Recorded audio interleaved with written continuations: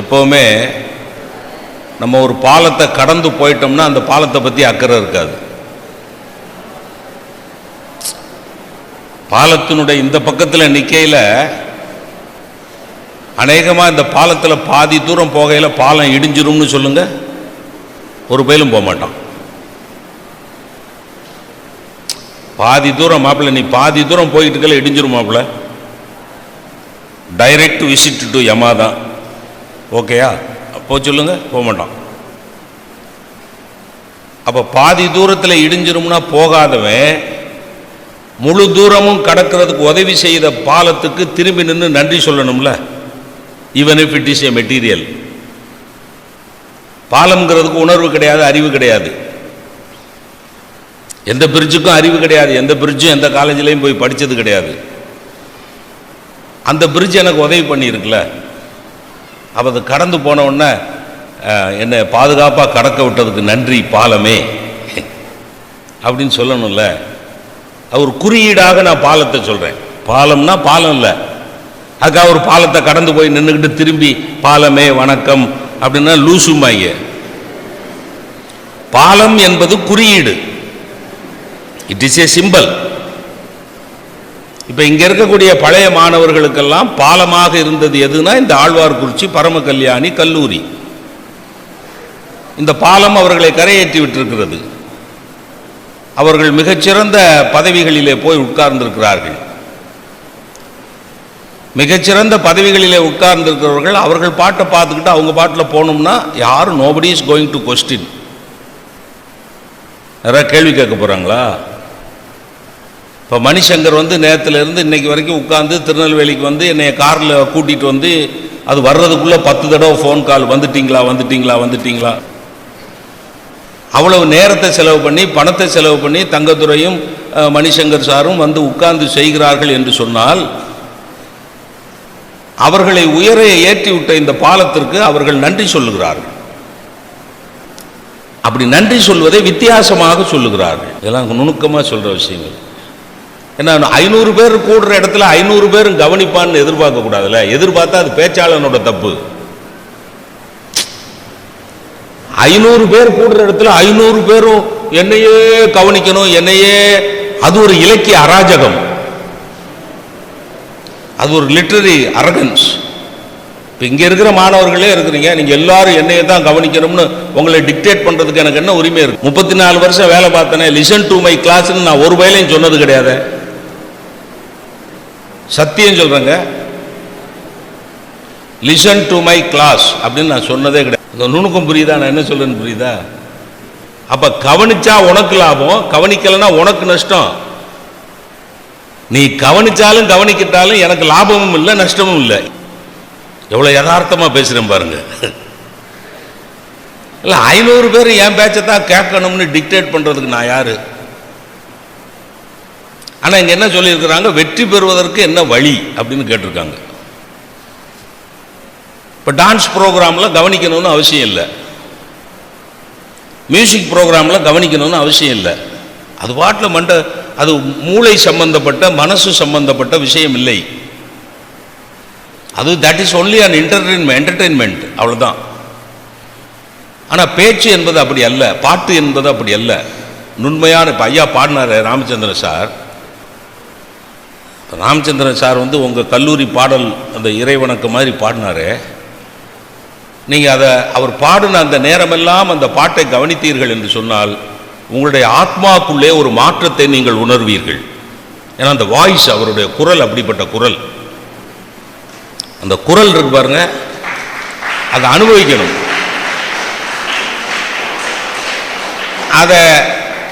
அதை கவனிச்சா தான் அந்த ஆத்மா அனுபவம் கிடைக்கும். கவனிக்கலைன்னா ஆத்மா அனுபவம் கிடைக்காது. ஏதோ பாடுறாரு, அதில் பக்கத்தில் கமெண்ட் அடிச்சுக்கிடுவாங்க, பாட சொல்லிட்டாங்க இல்லைப்பா அதனால பாடுறாரு.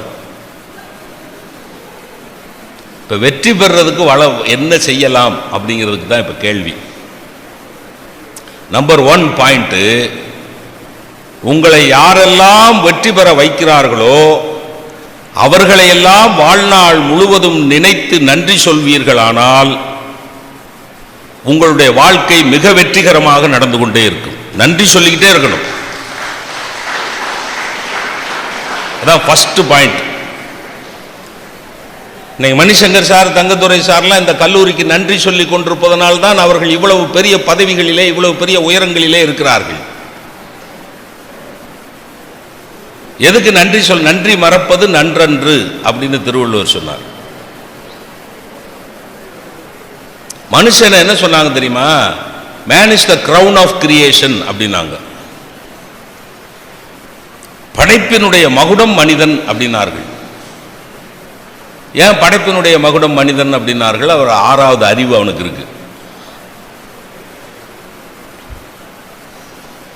மிருகங்களுக்கு 5 அறிவு தான் இருக்கு, பறவைகளுக்கு 5 அறிவு தான் இருக்கு. ஆனால் நான் இப்போ உங்களுக்கு ஒரு கேள்வி கேட்குறேன். 6 அறிவு இருக்கிற மனுஷன்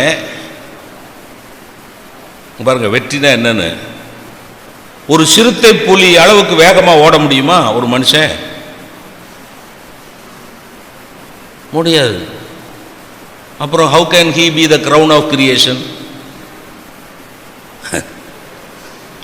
ஒரு சிறுத்தை புலி அளவுக்கு வேகமா ஒரு மனிதனால் ஓட முடியுமா? அவன் ஆழ்வார்குறிச்சி ஸ்டூடெண்டா இருந்தாலும் சரி, ஐயனாடார் காலேஜ் ஸ்டூடெண்டா இருந்தாலும் சரி, அவன் எம்ஏ எம்ஃபில் பிஹெச்டி படித்தவனா இருந்தாலும் சரி, எம்பிபிஎஸ் எஃப்ஆர்சிஎஸ் ஏபிசிடி இஎஃப்ஜிஹெச் எதை வேணாலும் படித்தவனா இருக்கட்டும், ஒரு சிறுத்தை புலி ஓடுகிற வேகத்துக்கு ஒரு மனிதனால் ஓட முடியுமா? தம்பிகளா, ஒரு விஷயம் சொல்லிடுறேன். இப்போ அதாவது there is a basic difference between a crowd and a gathering. அதை முதல்ல சொல்லிடுறேன். ஏன்னா வெற்றி பெறதுக்கு ஒரு வழி முதல்ல இதை வச்சே சொல்லிடுறேன். கூடுவது கூட்டம், குழுமுவது கும்பல். கேதரிங் தான் வெற்றி பெறுமே ஒழிய கிரவுடு வெற்றி பெறாது. இப்போ இதை வரவேற்புரை சொல்றவங்க கூட என்ன சொல்லுவாங்க? I welcome professor Ramachandran to this august gathering அப்படி தான் சொல்லுவாங்க. Not to this big crowd, not to this large crowd. இந்த பெரிய கும்பலுக்கு நாங்கள் உங்களை வரவேற்கிறோம்னு சொல்ல மாட்டோம். கும்பலுக்கும் கூட்டத்துக்கும் என்ன வித்தியாசம் தெரியுமா? கூட்டம் கௌரவத்தை காப்பாற்றும், கும்பல் கௌரவத்தை காப்பாற்றாது.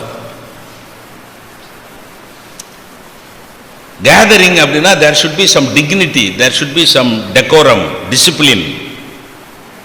வெற்றி பெறதுக்கு ஒரே வழி என்ன தெரியுமா? இப்போ வகுப்பறையே வச்சு இங்க இருக்கிற ப்ரொஃபஸர்ஸ்ட்ட கேட்குறேன், இங்க இருக்கிற லேடி ப்ரொஃபஸர்ஸ் எல்லாத்தையும் கேட்குறேன், பரீட்சை எழுதணும்னா கவர்மெண்ட் ரூல் என்ன? 75% அட்டெண்டன்ஸ். இதுலேருந்து ஆரம்பிச்சோம்னா ஓகேயா இருக்கும். 75% அட்டெண்டன்ஸ் போட்டால் அவன் பரீட்சை எழுதலாம். அதான ரூலு. இப்போ நீங்கள்லாம் அட்டெண்டிங், யூ ஆர் ஆல், இங்கே பாருங்க, you are all attending the meeting. English வாத்தியாருங்கிறதுனால ஒன்று சொல்கிறேன், அட்டெண்டிங் த மீட்டிங் வேற, அட்டெண்டிங் டு த மீட்டிங் வேற, அட்டென்டிவ் இன் த மீட்டிங் வேற. புரியுதா? Merely attending the meeting is meaningless. சும்மா வந்து உட்கார்ந்து இருக்கிறது. Present sir, Raghuraman yes sir, Kanchana உள்ளேன் ஐயா, அட்டெண்டன்ஸ் போட்டாச்சு. எத்தனை சதவீதம் போடணும்? 75% போட்டால் பரீட்சை எழுதலாம். இதை மாதிரி லூசுத்தனமான ஒரு ரூலு உலகத்திலேயே கிடையாது. 75% போட்டா, அட்டெண்டன்ஸ் போட்டா அவன் பரீட்சை எழுதுவான். ஒப்பனை அவன் பாஸ் ஆகுறதுக்கு உத்தரவாதம் தருவான். சார் பரீட்சை எழுதுனா பாஸ் ஆகணும்ல சார். கிளாஸ் அட்டெண்ட் பண்ண பயலோடலாம் பாஸ் ஆயிடுவானாக்கு. வெற்றி பெறதுன்னா கிளாஸ் அட்டெண்ட் பண்ணா போதாது சார். நான் இப்போ உங்களுக்கு ஒரு உதாரணம் சொல்றேன் பாருங்களேன். இப்போ என் கிளாஸில் நடந்ததே சொல்றேனே. அப்போ வந்து இந்த +2 கிடையாது, நான் வேலைக்கு ஜாயின் பண்ண 1970 +2 கிடையாது, பியூசின்னு ஒரு வகுப்பு இருந்தது. +2 தான் பியூசி. அந்த +2 வகுப்பையே பியூசின்னு போட்டு காலேஜில் வந்து படிப்பான், ப்ரீ யூனிவர்சிட்டி. பாவம் எங்க அது சிவகாசியில் பார்த்தீங்கன்னா இன்டீரியர் வில்லேஜஸ்லேருந்து தான் வருவான். சின்ன சின்ன கம்மாப்பட்டி கூமாப்பட்டின்னு நிறைய பட்டி இருக்கும். எல்லாத்துலேயும் இருந்து பசங்க வந்துடுவான். அவனுக்கு நான் வந்து இங்கிலீஷ் வாத்தியார். அவன் பூரா கிராமத்தில் தமிழ் மீடியத்தில் படிச்சுட்டு வந்திருப்பான். இந்த இப்படி உட்கார்ந்துருப்பான். தமிழ் கிளாஸ்லையாவது ஓரளவுக்கு இப்படின்னு உட்கார்ந்துருப்பான். ஏன்னா வாத்தியார் பேசுறது அவருக்கு புரியும். இங்கிலீஷ் கிளாஸில் பார்த்தீங்கன்னா அப்படியே உட்காந்துருப்பான். நான் விவரம் கட்டத்தனமாக என்ன பண்ணேன், ஃபஸ்ட்டு கிளாஸ்லேயே அந்த ஹை ஸ்கூலில் ஆக்டிவ் வாய்ஸ் பேசிவ் வாய்ஸ் படிச்சிருப்பாங்கங்கிற நம்பிக்கையில் பாய்ஸ் அப்படின்னேன். Yes sir. Do you know anything about voice அப்படின்னேன். எஸ் சார் அப்படின்ட்டான். வாய்ஸ் பற்றி தெரியுமான்னு. ஓ எஸ் சார் அப்படின்ட்டு. Okay, now I will write a sentence on the board. Okay okay sir. எல்லாத்துக்கும் ஏன் சார் எங்கள்கிட்ட அனுமதி கேட்குறீங்கிறான். Okay, I will write a sentence on the board. Okay, Rama killed Ravana. Okay, okay sir. Double okay sir. Do you know about voices? Yes sir. Read the sentence. Rama killed Ravana. Change the voice. Rama killed Ravana. இப்போ குரலை மாத்திட்டான். இப்போ இதில் என்ன பிரச்சனை என்னன்னா, இந்த பயப்புள்ளைய தப்புன்னு சொல்ல முடியாது. ஏன்னா இங்கிலீஷில் வாய்ஸ்னா குரல்னு ஒரு அர்த்தம் இருக்கு. வாய்ஸ்னா இப்போ சார் ராமச்சந்திரன் சார் பாடினார்ல, வாய்ஸ் வாஸ் சூப்பர். வாய்ஸ்னா குரல்னு ஒரு அர்த்தம் இருக்கு. நான் என்ன செஞ்சேன், சேஞ்ச் த வாய்ஸ்ன்னு அவன் குரலை மாற்றிக்கன்னு அர்த்தம் பண்ணிக்கிட்டான், குரலை மாற்றிட்டான். தப்பு என் பேரில். நான் என்ன பண்ணியிருக்கணும், ஆக்டிவ் வாய்ஸ்னா இது, பேசிவ் வாய்ஸ்னா இது அப்படின்னு சொல்லி கொடுத்துட்டு அந்த சென்டென்ஸை எழுதியிருக்கணும். அதுக்கு தான் முதல்ல கேட்டேன், தெரியுமாடான்னு கேட்டேன். தெரியும்னுட்டான். இப்போ குரலை மாற்றுறான். இன்னொரு உதாரணம் சொல்கிறேன். ஹைஸ்கூலில் இங்கே பாருங்கள், இந்த குரலை மாற்றின பையன் அட்டெண்டன்ஸ் போட்டிருக்கான். அதை குறிப்பு வச்சுக்கோங்க, அதை ஞாபகம் வச்சுக்கோங்க. குரலை மாற்றி பதில் சொன்ன பையன் அட்டெண்டன்ஸ் போட்டிருக்கான். கிளாஸ் ரூமில் தானே இருக்கான். கிளாஸ் ரூமில் தானே இதை சொல்கிறான், change the voice. He change the voice. ஹைஸ்கூலில் ஒரு இன்ஸ்பெக்ஷன் வந்தது. இன்ஸ்பெக்டர் கேட்டார். இன்ஸ்பெக்டர் வந்து கேள்வி கேட்கலாமாடா பிள்ளைகளா அப்படின்னாரு. அப்போ ஒரு பையன், அந்த வகுப்புலையே எந்த பரீட்சையிலையும் பாஸ் ஆகாத ஒரு பையன் எந்திரிச்சு கேளுங்க சாருங்கிறான். வாத்தியாருக்கு எப்படி இருந்திருக்கும், அட சண்டாளா, என்னைய குழியில் இறக்குறதுக்குன்னே உன்னைய பெத்து போட்டிருக்காங்களா. ஏன்னா அவனுக்கு ஒரு இளவும் தெரியாதுங்கிறது வாத்தியாருக்கு தெரியும். அவன் எந்திரிச்சு சொல்கிறான், கேளுங்க சார். சார் ஒரு ரிக்வஸ்ட் சார்னா. என்னடா அப்படி, ஒரு சாய்ஸ் கொடுங்க சார். எதில், கேள்வி கேட்குறதில்ல, ஓரலாக கேட்குறதில்ல சாய்ஸ். இப்போ அப்படி தானே, சாய்ஸ் சிஸ்டம் தானே. அப்ஜெக்டிவ் டைப் கொஸ்டின்ஸு, அப்புறம் என்னது இந்த ஆப்ஷனல் சாய்ஸ், கீழே ஒரு 3 ஆன்சர் 4 ஆன்சரை கொடுத்து அதுக்கு பதில். ஹூ பில்ட் தாஜ்மஹல் அப்படின்னு மேலே கேள்வியை போட்டுட்டு கீழே அமீர் கான், அஜ்மல் கான், ஷாருக் கான், ஷாஜகான். நம்ம போய் எப்படி பார்க்குறான், அமீர் கான் தெரியல, Shahrukh Khan no, Salman Khan no, Shahjahan no. Shahjahan யாருன்னே தெரியலையேங்கிறான். கேள்வி ஹூ பில்ட் தாஜ்மஹல், ஷாஜகானை யாருன்னே தெரியல. அப்படியே பார்த்துக்கிட்டே வந்தான். அப்புறம் பார்த்தா லேசா இந்த ஷாருக் கானுங்கிற பேரு தெரிஞ்ச பேர் மாதிரி இருக்கு. நிறைய ஹிந்தி படம் பார்த்துருக்கான். அங்கே ஒரு ரைட் போட்டான், who built Taj Mahal? According to him Shahrukh Khan built Taj Mahal. வாத்தியார் என்ன பண்ணியிருக்காரு, அங்கே ஒரு ரைட்டை போட்டு ஒரு மார்க் போட்டிருக்காரு. எதுக்கு? ஷாருக் கானுக்கு. ஏன்னா அவர் ஷாருக் கான் ரசிகர். இதுக்கு பேரு பரீட்சை. எங்க காலத்தில் நான் சொல்றேன் பிள்ளைங்களா, நான் எம்ஏ படிக்கிற போது 7 பேப்பர் எழுதணும். 7 பேப்பரையும் செகண்ட் இயர் 2ல் தான் எழுதணும், ஃபர்ஸ்ட் இயர்ல பரீட்சை கிடையாது. இப்போ எங்க சிஸ்டம்லாம் இருந்தா உங்க நிலைமை என்னன்னு யோசிச்சு பாருங்க. 7 பேப்பரும் செகண்ட் இயர் 2ல் தான் எழுதணும். 7 பேப்பர்ல ஒரு பேப்பர் ஃபெயில் ஆனாலும் மறுபடியும் 7 பேப்பர் எழுதணும். அந்த ஃபெயில் ஆன ஒரு பேப்பரை மட்டும் கிளியர் பண்ற கன்வீனியன்ஸ் அப்ப கிடையாது. 7 பேப்பர்ல ஒரு பேப்பர் ஃபெயில் ஆனாலும் மறுபடியும் எழுதணும். சரி எழுதலாம்னா அப்படி எழுதுறதுக்கு 3 சான்ஸ் தான். 3 வருஷத்துல 7 பேப்பரையும் கிளியர் பண்ணலன்னா அதுக்கப்புறம் எம்ஏ பாஸ் பண்றது உனக்கு முடியாது. அப்படிங்கிறது நாங்க படிச்ச காலத்துல இருந்த சிஸ்டம். இப்போ உங்களுக்கு செமஸ்டர், தாத்தா, அப்பா, மவே 3 பேர் ஒரே பேப்பர் கிளியர் பண்ண போறாங்க. அதுக்கு பேரு செமஸ்டர் சிஸ்டம். பிட்டு பிட்டா படிக்கிறது. இங்கிலீஷ்ல முழுமையா ஒரு கட்டுரை எழுதுறது கிடையாது. 5 பக்கத்துக்கு 5 கட்டுரை எழுதணும் நாங்க. இப்ப எல்லாம் fill up the blanks, objective type, choice. அப்புறம் எப்படி இங்கிலீஷ்ல எழுதுவான்? அப்புறம் எப்படி இங்கிலீஷ்ல பேசுவான்? சரி அதை விடுங்க.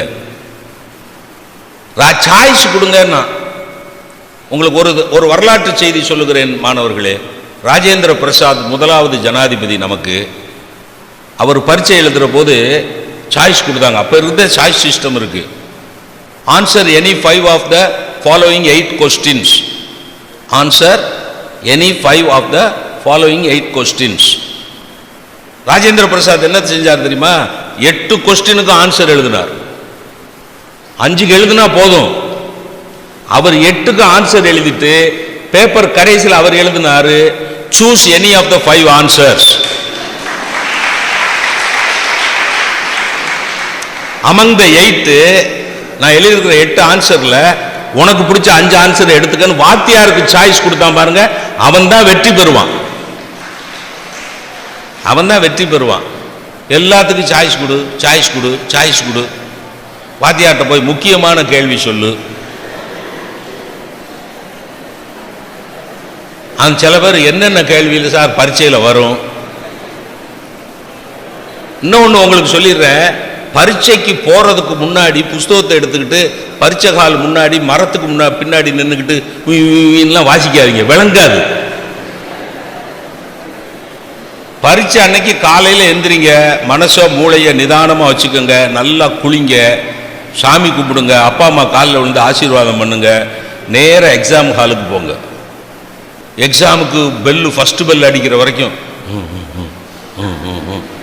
அதில் ஒரு பைய வந்து, மாப்பிள்ளை இந்த கேள்வி வராதுன்னு சொன்னாங்க, அதை படிச்சுக்கிட்டு இருக்க, அதோட அவன் சேர்த்தான். இந்த கேள்வி வராதுன்னு அவனுக்கு என்ன கிளி ஜோசியக்காரனா சொன்னா? படிக்கிறதே எப்படின்னு தெரியல நமக்கு. எதுக்கு எடுத்தாலும் சாய்ஸ் கொடு. அதே மாதிரி அந்த பையன் கேட்டான், சார் ஒரு சாய்ஸ் கொடுங்க சார்னா. சரி ராஜா, உனக்குன்னு ஒரு சாய்ஸ் கொடுக்குறேன். ஒரு டிஃபிகல்ட் கொஸ்டின் கேட்கவா இல்லை 2 ஈஸி கொஸ்டின் கேட்கவா? அவன் சொல்றான், இருக்கிறதுலே டிஃபிகல்ட்டா கேளுங்கிறான். யாரு? ஒரு பரீட்சையிலையும் பாஸ் ஆகாத பையன். Okay, the one and only difficult question is, inspector கேட்கிறார், where was the first woman born? கஷ்டமான கேள்வி கேட்கிறார். அக்கார்டிங் டு த இன்ஸ்பெக்டர் பதில் என்ன சொல்லணும்? பதில் என்ன சொல்லணும்? ஏவாள், Eve. According to the Bible, Adam was the first man Eve was the first woman. அதுதான் கேள்வியா கேட்டிருக்கார். உலகத்தின் முதல் பெண்மணி எங்கே பிறந்தாள்? Expected answer was garden of Eden. ஏடன் தோட்டத்தில் பிறந்தாள். அப்படிதான் பதில். Expected answer. அவனுக்கு தான் ஒரு அளவும் தெரியாத. அவன் இன்ஸ்பெக்டரை பார்த்து, சார் இப்போ will you please repeat the question? Okay. Where was the first woman born? மொதல் பொம்பளை பிள்ளை எங்கே பிறந்ததுன்னு உங்களுக்கு தெரியணும். அவ்வளோ தானே? Yes, come out with answer. அவன் பதில் சொன்னான், the first woman in the world was born at Erskine hospital in Madurai.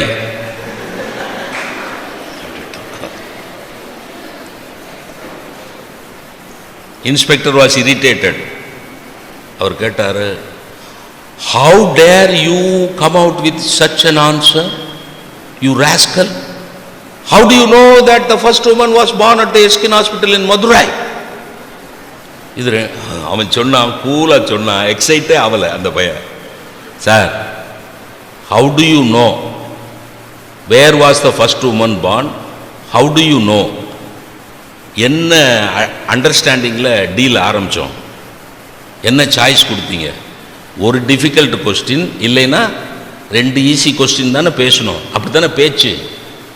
ஆமாம், where was the first woman பார்ன்னு ஒரு டிஃபிகல்ட் கொஸ்டின் கேட்டுட்டீங்க.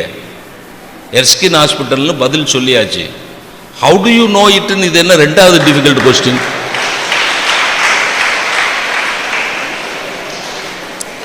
இப்போ இந்த பையன் எங்கே இருக்கான்? எங்கே இருக்கான்? ரோட்லேயே நிற்கிறான்? பஸ் ஸ்டாண்ட்லேயே நிற்கிறான்? வகுப்புக்குள்ளே இருக்கான் sir. According to the GO ஒரு நாள் அட்டண்டன்ஸ் போட்டிருக்கான் சார். இவன் பரீட்சை எழுதுனா ஒப்பேறிடுவானா? புரியுதா? அந்த ரூல் எவ்வளவு லூசுத்தனமானு புரியுதா? வெற்றி பெறணும்னா ஒரு வழி சொல்றேன். Attendance in the class is not the criteria. Attendance in the class, attending, giving in the class is not the criteria. Attentiveness is the criteria. Not merely attending to the class. சும்மா வந்துட்டு yes sir, yes sir, no sir. அல்ல, இந்த கூட்டத்துக்கு அதே தான் norms. வெறுமனே attend பண்றதுல பிரயோஜனம் இல்லை சார். சார், பிகமிங், பீயிங், இந்த 2 வார்த்தைக்கு என்ன சார் வித்தியாசம்? Becoming is easy, being is difficult. ஞாபகம் வச்சுக்கோங்க. எவன் வெற்றி பெறுவான் தெரியுமா? வெறுமனே ஆகுறவன் வெற்றி பெற மாட்டான். எவன் வாழ்கிறானோ அவன் வெற்றி பெறுவான். இப்ப நான் I become a teacher in the year 1970. Becoming a teacher is dead easy sir. இன்னைக்கு உங்க பரம கல்யாணி கல்லூரியை விட்டுருங்க. Becoming a teacher is very easy now at present.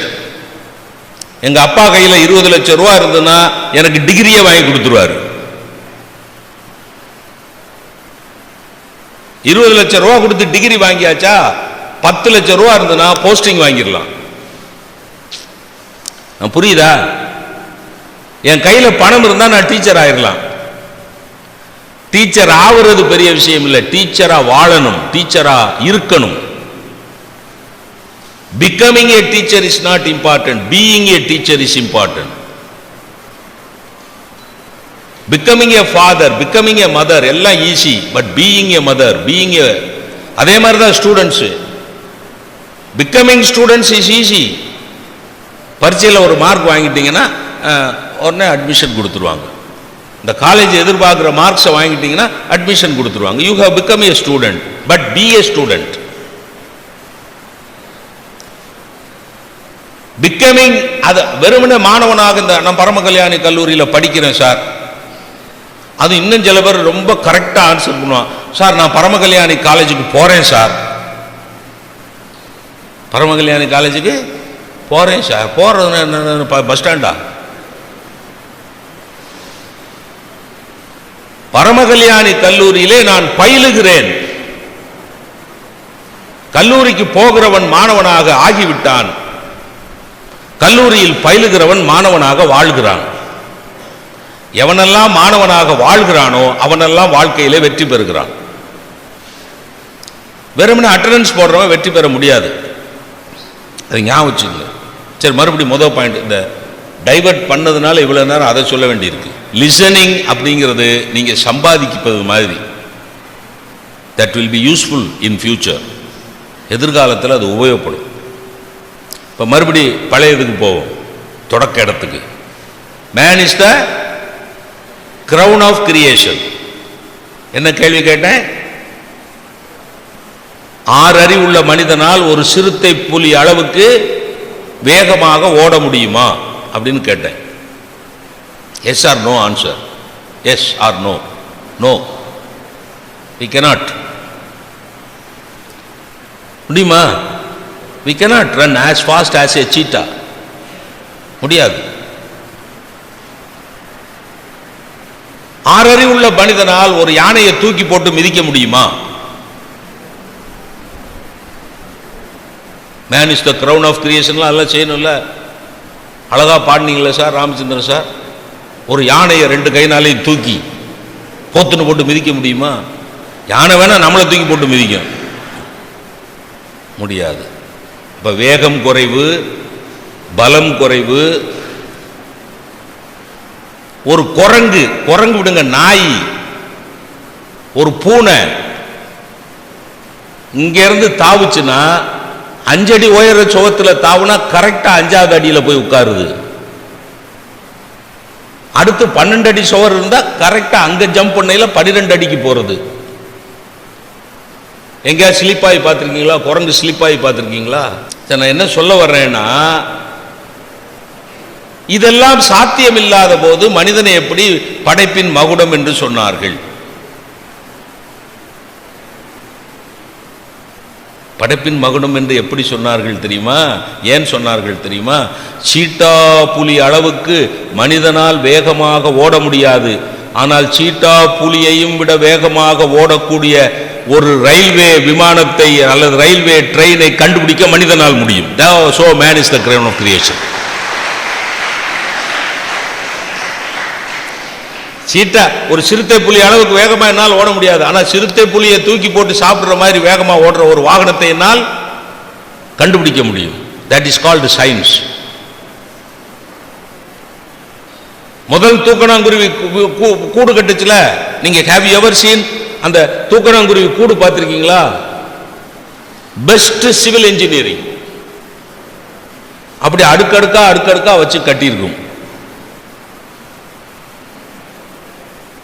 ஆனா முதல் தூக்கணாங்குருவி என்ன மாதிரி கூடு கட்டுச்சோ அதே மாதிரி தான் 21ஆம் நூற்றாண்டில் இருக்க தூக்கணாங்குருவியும் கட்டுது. ஆனா மனுஷன் பொந்துல இருந்தான், மரப்பொந்துல இருந்தான், குகையில இருந்தான். இப்ப எத்தனை அடுக்குமாடி வீடு, எத்தனை இந்த செல்போன், எவ்வளவு இன்ஸ்ட்ருமெண்டல் எக்ஸலன்ஸ். ஒரு காலத்துல போன் பேசணும்னா போஸ்ட் ஆபீஸ்ல போய் காத்து கண்ணுக்கணும் சார். ட்ரங்க் கால் அப்படிமா அதுக்கு பேர், ஞாபகம் இருக்கா சார்? ட்ரங்க் கால்னு போய் அங்க இருக்கிற கிளார்க்கிட்ட சொல்லி அங்க உட்கார்ந்துருக்கணும். பிபி கால் அதுக்கு பேர். நம்ம சென்னைக்கு போட்டோம்னா ஒரு மணி நேரம் கழிச்சு, ப்ரொஃபஸர் ராமச்சந்திரன், எஸ் அட்டெண்ட் த கால். இங்கேருந்து பேசினா அங்கே கேட்காது, அங்கேருந்து பேசினா இங்கே கேட்காது. அதுக்கு பேர் பிபி கால், ட்ரங்க் கால். அதுக்கப்புறம் வீட்டுக்குள்ளேயே டெலிஃபோன் கொண்டாந்தான். இப்போ பாருங்க, ஒரு கைக்குள்ள இதுக்குள்ள எத்தனை இன்ஸ்ட்ருமெண்ட் இருக்கு சார். ஒரு காலத்தில் போட்டோ எடுக்கணும்னா கேமராவை தனியா தூக்கிட்டு போகணும். ஒரு காலத்தில் அலாம் வைக்கணும்னா அதுக்குன்னு தனியா ஒரு அலாம் கிளாக்னு வச்சிருந்தோம். இப்போ கொஞ்ச காலத்துக்கு முன்னாடி கூட டிக்கெட் புக் பண்ணணும் கம்ப்யூட்டர்னு ஒன்று வச்சுக்கிட்டு நம்ம வீட்டில் உட்காந்து புக் பண்ணோம். ஒரு செய்தி அனுப்பணும்னா கடிதம் போட்டோம். எல்லாமே இதில் செய்யலாம் சார். இந்த செல்போனில் எல்லாம் செய்யலாம். ஃபோட்டோ எடுக்கலாம், பேசலாம், மெசேஜ் பண்ணலாம், டிக்கெட் ரிசர்வ் பண்ணலாம், கேன்சல் பண்ணலாம், எல்லாம் பண்ணலாம். யார் இது? புலியா கண்டுபிடிச்சது? சிங்கமா கண்டுபிடிச்சது? மனுஷன்.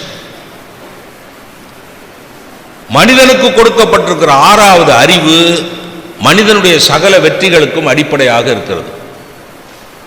அந்த ஆறாவது அறிவை எவனெல்லாம் சரியா பயன்படுத்துறானோ அவன் வாழ்க்கையில் வெற்றி பெறான்.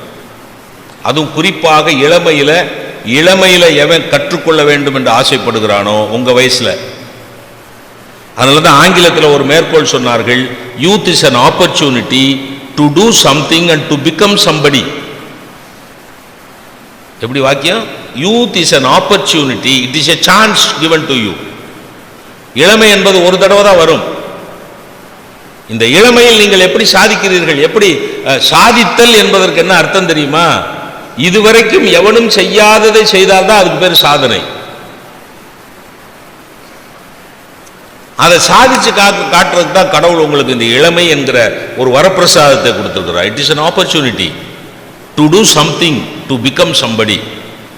இந்த வெற்றிக்கே இன்னொரு மேற்கோள் இருக்கு, success is not a matter of chance, it is a matter of your choice.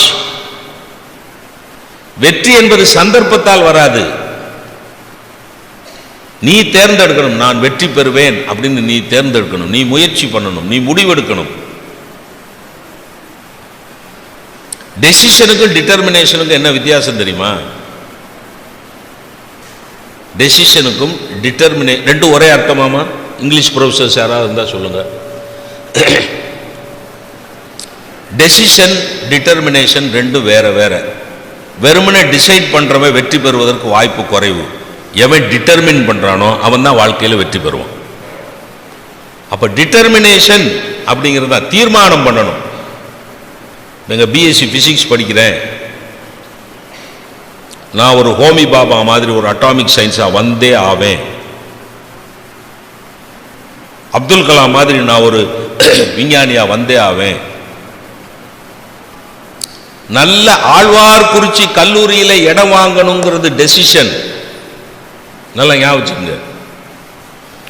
Alwarkurichi Paramakalyani கல்லூரியில் அட்மிஷன் வாங்கணுங்கிறது டெசிஷன். ஆனால் அப்துல் கலாம் மாதிரி இந்தியாவினுடைய முதல் குடிமகனாக ஆவேன் என்பது டிட்டர்மினேஷன். டிட்டர்மினேஷன் பண்றவன் ஜெயிக்கிறான். நிமிஷத்துக்கு நிமிஷம் முடிவை மாத்திக்கிட்டே இருக்கிறவன் ஜெயிக்க மாட்டான் சார்.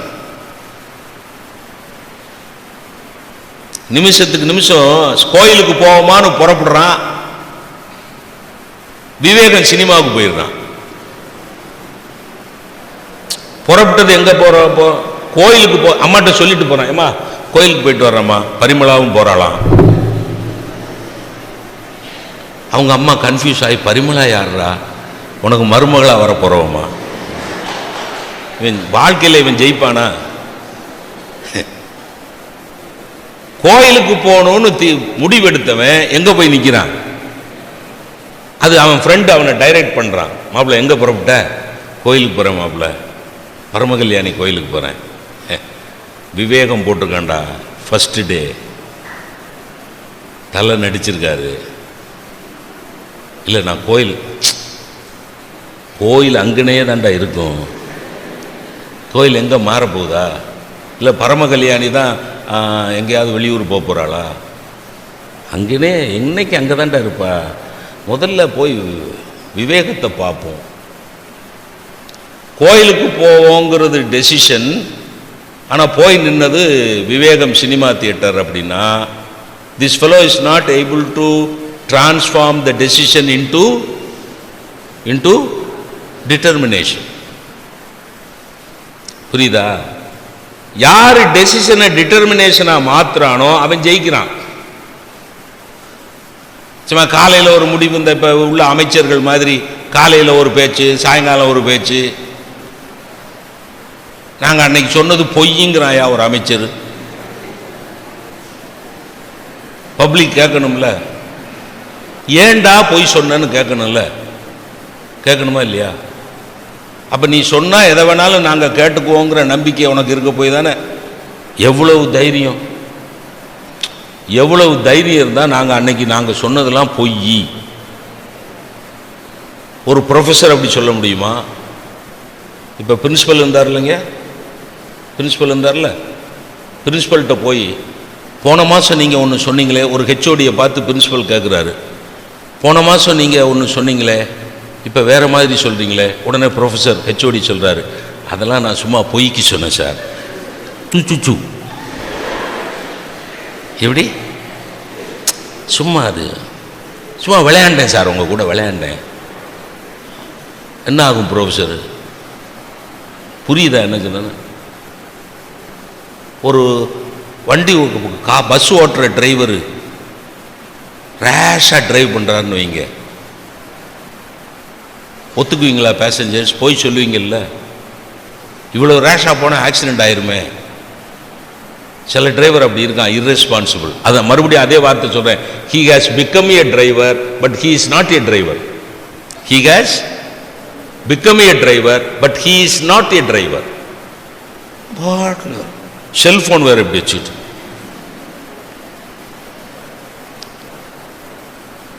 பக்கத்தில் போய் சொல்கிறான், ஏப்பா இவ்வளோ வேகம். ஒரு பாட்டிட்ட நான் ஒரு பஸ்ஸில் முன்னாடி பஸ்ஸில் தான் போவேன் மீட்டிங்கு, வேகமாக போகிறான் சார். ஒரு வளைவுலையும் ஸ்லோ பண்ண மாட்டேங்கிறான், ஒரு ஸ்பீடு பிரேக்லையும் ஸ்லோ பண்ண மாட்டேங்கிறான். தடங்க மடங்க ஆடங்க போகிறான். எல்லாரும் டிக்கெட் எடுத்துட்டா, ஒரு பாட்டி மட்டும் டிக்கெட் எடுக்கலை. கண்டக்டர் போய் கேட்டான், பாட்டி டிக்கெட் எடுத்துட்டியான்னா. அநேகமாக 100 பேர் எடுத்த மாதிரி தான் தெரியுதுன்னா. இவன் ஓட்டுற ஓட்டத்துக்கு அநேகமாக 100 பேர் டிக்கெட் எடுத்த மாதிரி தான் இருக்கு சார். ஹீ இஸ் ரெஸ்பான்சிபிள் இல்லையா அந்த டிரைவர்? பின்னாடி உட்கார்ந்துருக்கிற 60-70 பேசஞ்சர்ஸோட உயிருக்கு அந்த டிரைவர் ரெஸ்பான்சிபிள் இல்லையா? என்னிடத்தில் ஒப்படைக்கப்பட்ட 45 மாணவர்களுக்கு நான் ரெஸ்பான்சிபிள் இல்லையா? நான் சும்மா சொன்னேன். இப்போ நான் சொல்கிறேன்னு வைங்களேன், நான் அன்னைக்கு கீட்ஸ்ன்னு பொய் சொல்லி செல்லி நடத்திட்டேன்ல. எப்படி கீட்ஸ்ன்னு பொய் சொல்லி எதை நடத்திட்டேன்? செல்லி நடத்திட்டேன்ல. அவர் தமிழ் பேராசிரியர். பாரதியார்னு சொல்லி கம்பர் ராமாயணத்திலேருந்து 5 பாட்டு சொல்லிட்டேன்ல. ஒத்துக்குவீங்களா? இல்லை ஒத்துக்குவீங்களா சார்? ஆனால் சொல்கிறான் சார் நம்ம நாட்டில். புரியுதானே என்ன சொல்கிறேன்னு? ஸோ டெசிஷன் யார் கேள்வி கேட்கணும்? ஒரு முடிவை தீர்மானமாக மாற்றணும். கோவிலுக்குன்னு புறப்பட்டா கோயில் தான், பள்ளிக்கூடத்துக்குன்னு புறப்பட்டா பள்ளிக்கூடம் தான். வகுப்பறைக்குள்ள வந்தாச்சுன்னா வேற எந்த டைவர்ஷனும் கிடையாது. அதான் சார் வெற்றி பெறுறதுக்கு வழி. டெசிஷனை டிட்டர்மினேஷனா மாற்றணும். அதுதான் வாழ்க்கையில் வெற்றி பெறுவதற்கான ஒரு வழி. நிமிஷத்துக்கு நிமிஷம் மாறிக்கிட்டே இருக்கக்கூடாது, அலை பாயிர மனசு இருக்கக்கூடாது. மகாகவி பாரதி ஒரு பாட்டு எழுதுனா, விசையுறு பந்தினை போல் உள்ளம் வேண்டிய படி செல்லும் உடல் கேட்டேன், நசையறு மனம் கேட்டேன், நித்தம் நவமென சுடர்விடும் உயிர் கேட்டேன். அடுத்த வரிதான் ரொம்ப முக்கியம், அசைவரு மதி கேட்டேன். அசைவரு மதினா டிட்டர்மினேஷன், ஆசிலேட்டிங் மைண்ட் இல்லை, அசைவரு மதி கேட்டேன். அவன் பாரதி என்ன கம்பீரம் பாருங்க. தசையினை தீசுடினும் சிவசக்தியை போற்றும் நல் வரம் கேட்டேன், அசைவரு மதி கேட்டேன். அடுத்து பராசக்தியை பார்த்து கேட்கிறான், இவை அருள்வதில் உனக்கு எதுவும் தடை உள்ளதோ? மகா சக்தியை பார்த்து, ஏமா இதெல்லாம் எனக்கு வேண்டிய லிஸ்ட், ஓகே. விசையுறு பந்தினை போல் உள்ளம் வேண்டிய படி செல்லும் உடல், நசையரு மனம், நித்தம் நவமென சுடர்விடும் உயிர், அசைவரு மதி, தசையினை தீ சுடினும் சிவசக்தியை பாடும் நல் வரம், இதெல்லாம் எனக்கு வேணும். கொடுக்கறதுல உனக்கு எதுவும் சிரமம் இருக்காங்கிறான். யாரை பார்த்து? அவன் தான் சார் வெற்றி பெறுவான். such a dedicated mind, no diversion. நம்ம எல்லார்ட்டையும் போய் கெஞ்சிக்கிட்டுல சார் நிற்கிறோம். எல்லார்ட்டையும் போய், தாசில்தார்கிட்ட போய், கலெக்டர்கிட்ட போய், எல்லார்ட்டையும் போய் கெஞ்சிக்கிட்டு நிற்கிறோம். So remember my boys and girls, once you decide, you make it into a determination, don't change. இன்னும் ஒரு விஷயம் சொல்லிடுறேன். அடுத்த வெற்றி பெறதுக்கு அடுத்த குவாலிட்டி என்ன தெரியுமா? ஆட்டிடியூட். ஆட்டிடியூடுனா என்ன? ஆட்டிடியூடுங்கிற இங்கிலீஷ் வார்த்தைக்கு என்ன அர்த்தம்? மனநிலை, மனப்பாங்கு, மனநிலை. கரெக்ட். இதை ஒரு கூட்டத்தில் கேட்டேன் ஒரு காலேஜில். நீங்கள் இங்கே இருக்க பசங்க பரவாயில்ல, ஆட்டிடியூடுனா என்ன அர்த்தம் அப்படின்னு. 34 வருஷம் வேலை பார்த்துருக்க, உனக்கே தெரியல. ஏன் எனக்கு தெரியாமல, தெரிஞ்சா எங்கள்கிட்ட கேட்குற?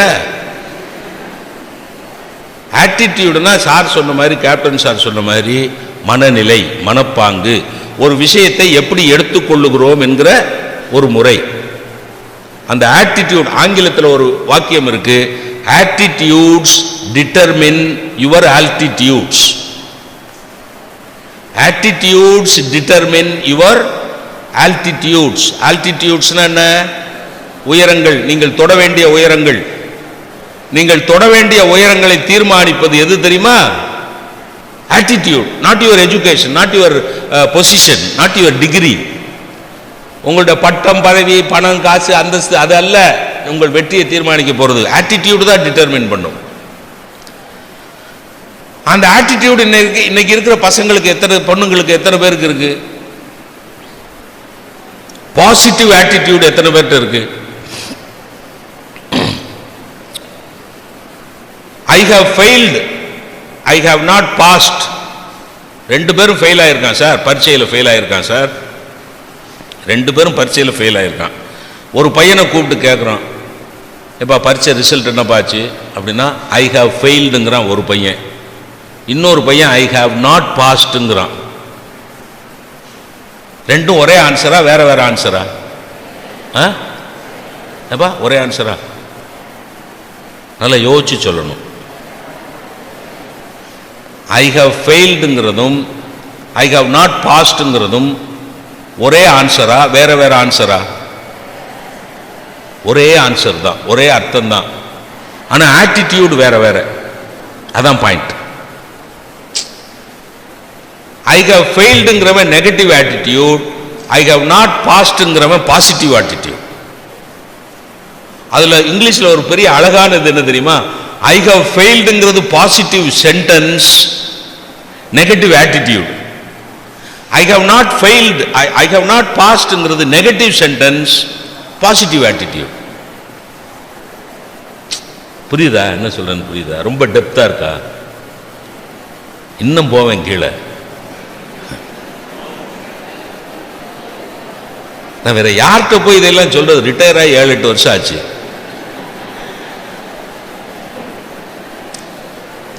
ஐ ஹவ் ஃபெயில்டுன்னு சொல்றவன் முயற்சிக்கு முற்றுப்புள்ளி வச்சுட்டான் சார்.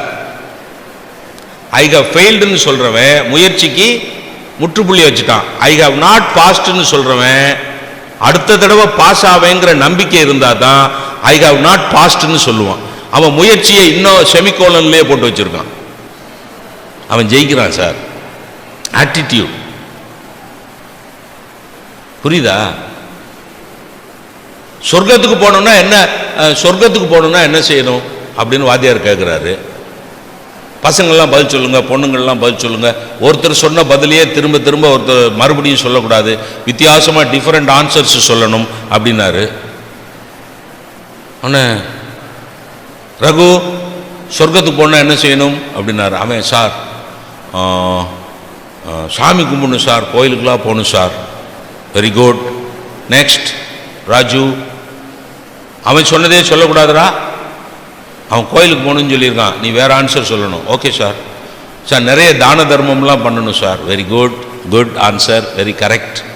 தேர்ட் ஃபெலோ சார் பொண்ணுங்கள்கிட்ட கேட்போம், பவித்ரா என்ன செய்யலாம், சொர்க்கத்துக்கு போனால் என்ன செய்யலாம்?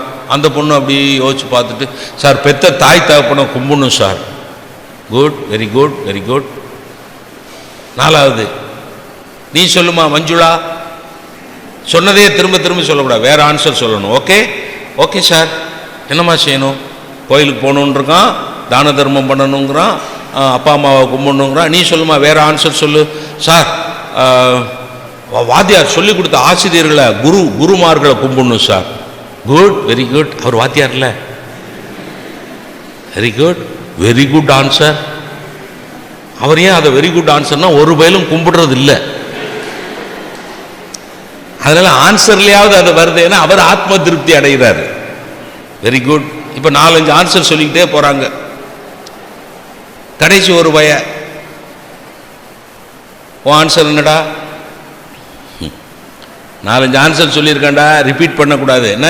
Okay, don't repeat the answer, you should come out with a wonderful new answer. Okay okay sir. அவங்க சொன்ன ஆன்சரே, அவங்க என்ன சார் ஆன்சர் சொன்னாங்க? ஃபுல்லாக லூசு போயிலு, அவ்வளவு தப்பு தப்பாக சொல்லியிருக்காங்க. எது தப்பு தப்பு?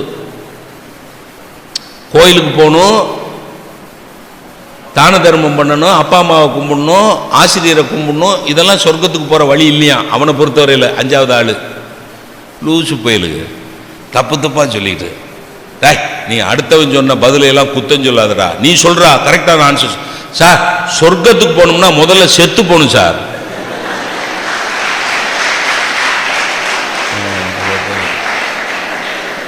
இப்போ பாருங்களேன், இப்போ பாருங்க, இப்போ மறுபடி பாருங்க, அவன் சொன்ன ஆன்சர் ரைட்டா தப்பா?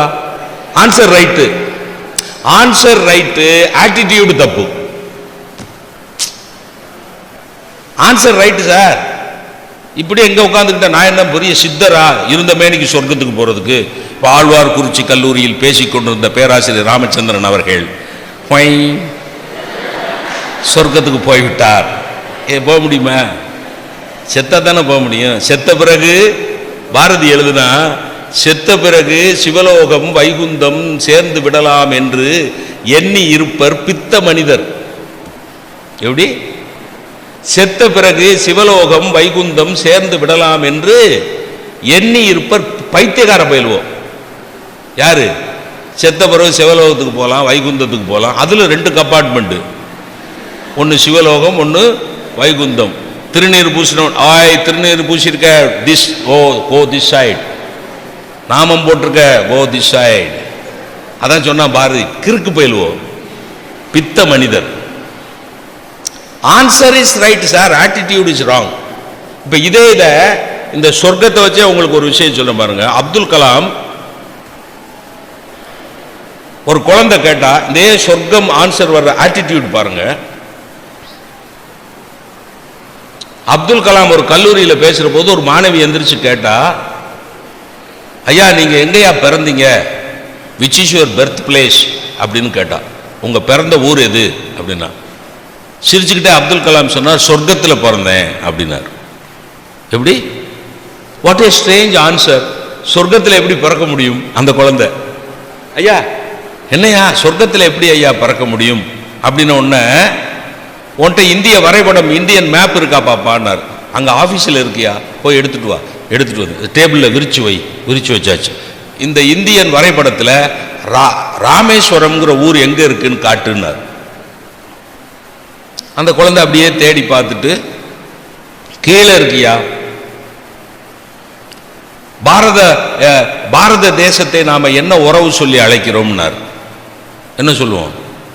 பாரத மாதா, இந்திய அன்னை. அப்ப இது யாரோட படம்?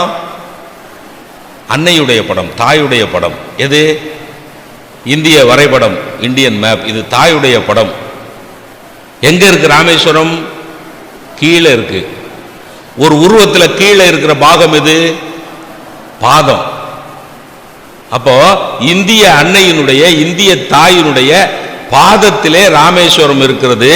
நான் வணங்கக்கூடிய அல்லாஹ், என்னுடைய இஸ்லாம் மார்க்கம் என்ன சொல்லுகிறது என்றால், தாயின் காலடியிலே தான் சொர்க்கம் இருக்கிறது என்று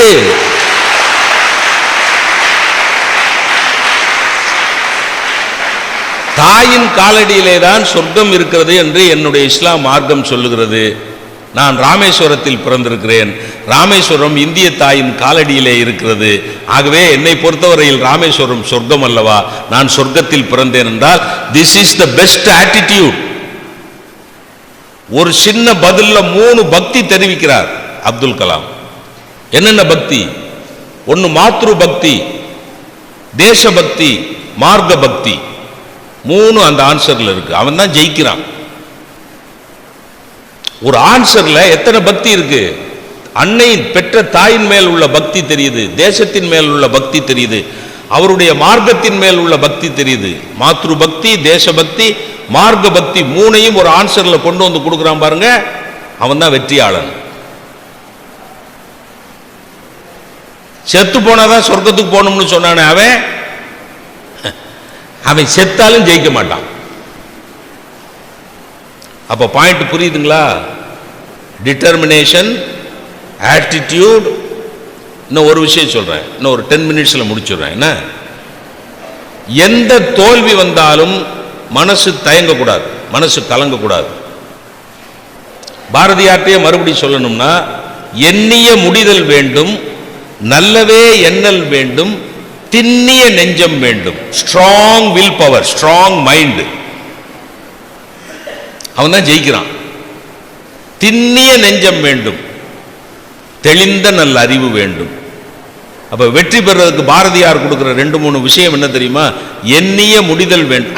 அந்த பாட்டை, அந்த 4 வரிய கீழே இருந்து போகணும். அவர் எழுதியிருக்கிறது மேல இருந்து எழுதியிருக்காரு. எண்ணிய முடிதல் வேண்டும், நல்லவே எண்ணல் வேண்டும், திண்ணிய நெஞ்சம் வேண்டும், தெளிந்த நல்ல அறிவு வேண்டும்னு அவர் அப்படி ஆர்டர்ல எழுதியிருக்காருல.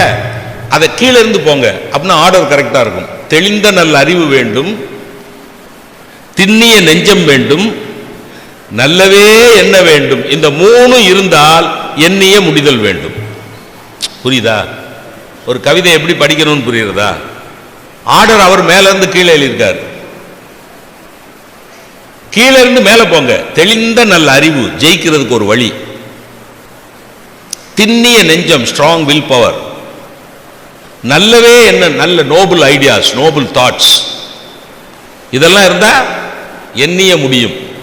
எண்ணிய எண்ணியாங்க எய்துவ எண்ணியர் திண்ணியராக பெறின், திருவள்ளுவர். புரியுதுங்களா? எந்த தோல்வி வந்தாலும் அதை எதிர்த்து நிற்கிற சக்தி வேணும். பாரதியாரை விடவாங்க வாழ்க்கையில வறுமைப்பட்டவன், வாழ்க்கையில வேதனைப்பட்டவன் அதிகமா இருக்க முடியும்? அவனுக்கு நல்ல சாப்பாடு கிடையாதுங்க, நல்ல துணிமணி கிடையாது. எந்த நேரத்திலையும் பிரிட்டிஷ்காரன் அரெஸ்ட் பண்ணிடுவான்னு பயத்தில் இருந்தான். ஆனா அந்த பாரதி பாடுறான், எத்தனை கோடி இன்பம் வைத்தாய் எங்கள் இறைவா. ஒரு வசதியும் கிடையாது சார் பாரதியார்ட்ட. இந்த பக்கத்தில் இருக்க கடையத்துல தான் சார் அவர் பொண்ணு எடுத்தார், செல்லம்மா. நான் பாரதியாரை கும்பிடுறதை விட செல்லம்மா பாரதியாரை தான் நான் அதிகமா கும்பிடுவேன். ஏன் தெரியுமா? பாரதியார் ஜெயிச்சார்னா அதுக்கு காரணம் செல்லம்மா தான். அவ மட்டும் இக்கனா வச்சிருந்தான்னு வைங்க, பாரதியார் பாட்டு எழுதியிருக்க மாட்டார், புலம்பி இருப்பார். மனைவி அமைவதெல்லாம் இறைவன் கொடுத்த வரம்னு அதனாலதான் சொன்னா. மனைவி ஒத்துழைக்கலன்னா எந்த கணவனாலையும் சாதிக்க முடியாது, வெற்றி பெற முடியாது. அதே மாதிரி கணவன் அமையலைன்னா எந்த மனைவியாலையும் வெற்றி பெற முடியாது. தாயும் தகப்பனும் அமையலைன்னு சொன்னா எந்த குழந்தையாலையும் வெற்றி பெற முடியாது. ஞாபகம் வச்சுக்கணும். ஆசிரியர்கள் அமையலைன்னு சொன்னா எவனாலையும் வெற்றி பெற முடியாது.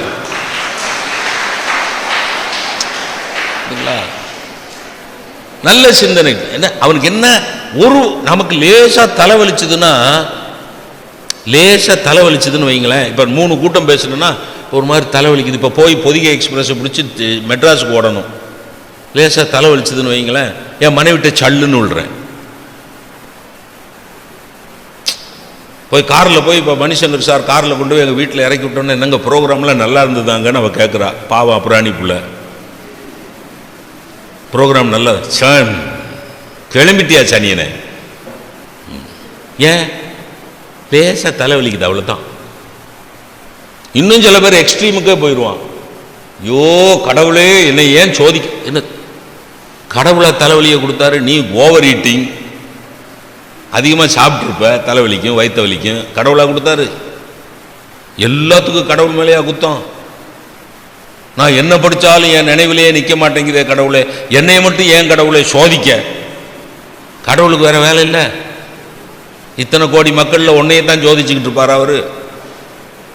நீங்கள் இந்த பாரதியார் அப்படியே நிறுத்திக்கங்க. ஒரு செய்தியாக சொல்லிடுறேன், இது ஞாபகம் வரையில் சொன்னாதான் நான் மறந்துடுவேன்.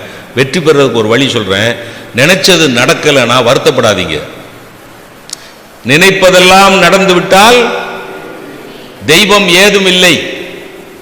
நடந்ததையே நினைத்திருந்தால் அமைதி என்றும் இல்லைன்னு எழுதினான் கண்ணதாசன். நடந்துதா, இதுவும் கடந்து போகும், இதுவும் கடந்து போகும். இன்னைக்கு நான் நினைச்சது நடக்கலையா, விடு கழுதைய, அடுத்த ஸ்டெப் எடு. What is the next step? அவன் தான் வெற்றி பெறான். அதுக்கு ஒரு வாக்கியம் சொல்றேன், எழுதி வச்சுக்கோங்க. உங்க வீட்டில் கூட உங்க ரூம்ல கூட இந்த வாக்கியத்தை எழுதி வச்சுக்கோங்க. குழந்தைகளுக்கு சொல்றேன், பெரியவங்களுக்கு சொல்லல, மாணவ மாணவியருக்கு சொல்றேன். நீங்கள் நினைத்ததெல்லாம் நடந்து விட்டால் கடவுள் உங்கள் மேல் பிரியம் வைத்திருக்கிறார் என்று அர்த்தம். ரைட்டா? நீங்கள் நினைத்ததெல்லாம் நினைத்தபடி நடந்து விட்டால் கடவுள் உங்கள் மேல் பிரியம் வைத்திருக்கிறார் என்று அர்த்தம்.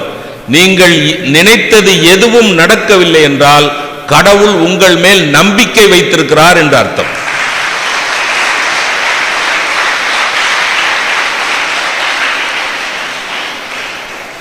God has great confidence in you.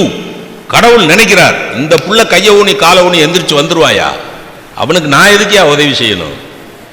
I am after all God. எப்படி? I am after all God. He is a human being. I have endowed him with the sixth sense. அவனுக்கு ஆறாவது அறிவை கொடுத்திருக்கேன். அவன் கைய கால ஊனி கண்ணை கட்டி காட்டில் விட்டாலும் ஜெயிச்சு வந்துருவாயா அப்படின்னு நம்பிக்கை யாருக்கு இருக்கு? கடவுளுக்கு இருக்கு. அதனாலதான் நீ நினைக்கிறத நடத்தி வைக்க மாட்டேங்கிறார். இந்த வாக்கியத்தை மனசுல எழுதிக்கங்க. எந்த இடத்துலயும் மனம் தளராதீங்க. You may be defeated, you may be defeated, but don't develop a defeatist mind. இதான் வெற்றி பெறுவதற்கு சூத்திரம். நீங்கள் வாழ்க்கையில் தோற்கலாம் ஐயா. இப்ப மணிசங்கர் இருக்கிறார், அவங்க தங்கத்துறை இருக்கிறார், ஐயா பேராசிரியர் இருக்காங்க, ஐயா ராமச்சந்திர ஐயா இருக்கார். சார் நம்ம வாழ்க்கையில் செட்பேக்ஸே நமக்கு வரலையா? இத்தனை வருஷத்துல செட்பேக்ஸே வரலையா சார்? நம்ம நினைச்சதெல்லாம் அப்படி அப்படியே நடந்துருச்சா சார்?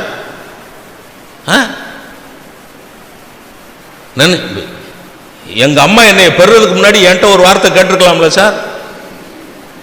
கேட்டிருந்தா என்னை சிவப்பா மணிசங்கர் சார் மாதிரி சிவப்பா பெரு அப்படின்னு கேட்டிருப்பேன்ல, கருப்பா பிறந்துட்டேன்ல.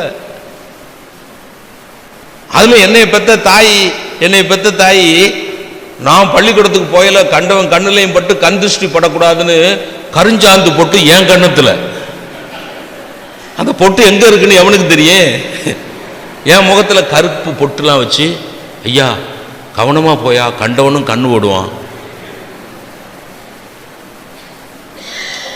நினைக்கிறதுலாம் நடக்காது சார். அதாவது மறுபடியும் சொல்றேன், don't develop defeatist mind. You may be defeated, you may be defeated in your attempts. உங்கள் முயற்சிகளில் நீங்கள் தோற்கலாம். ஆனால் தோல்வி மனப்பான்மையை வளர்த்து விடாதீர்கள். புரியுதா? இதுக்கு மேல வெற்றிக்கான சூத்திரத்தை வேற சொல்ல முடியாது. தோற்கிறதுங்கிறது இயல்பு சார். நம்ம நினைச்ச நேரத்தில் பஸ் வர மாட்டேங்குது, நம்ம நினைச்ச நேரத்தில் பஸ் புறப்பட மாட்டேங்குது. பஸ் வந்துருச்சு, ஏறி உட்கார்ந்துட்டோம், டிக்கெட்டும் எடுத்துட்டோம், புறப்பட மாட்டேங்குது. சின்ன சின்ன விஷயங்கள்ல தோல்வி. நம்ம நினைச்ச மாதிரி மனைவி அமையல, நம்ம நினைச்ச மாதிரி குழந்தை பெறல, நம்ம நினைச்ச இடத்துல இந்த அனிதாவுக்கு நீட்டு தேர்வுனால எம்பிபிஎஸ்ல இடம் கிடைக்கல, செத்து போயிட்டாலே சார். எனக்கு அந்த அந்த அந்த சாவில் எனக்கு உடன்பாடு கிடையாது சார். அந்த எம்பிபிஎஸ் மட்டும்தான் படிப்பா சார்? எத்தனை ஆயிரம் படிப்பு இருக்கு சார், எத்தனை வாசல்கள் திறந்து கிடக்கிறது. ஏதாவது ஒரு வாசலுக்குள்ளே போய் நான் வெற்றி பெற்று காட்டுவேன் என்று அந்த குழந்தை தீர்மானிக்காமல் வீணாக தற்கொலை செய்து கொண்டாலே அந்த தற்கொலையில் எனக்கு உடன்பாடு கிடையாது ஐயா.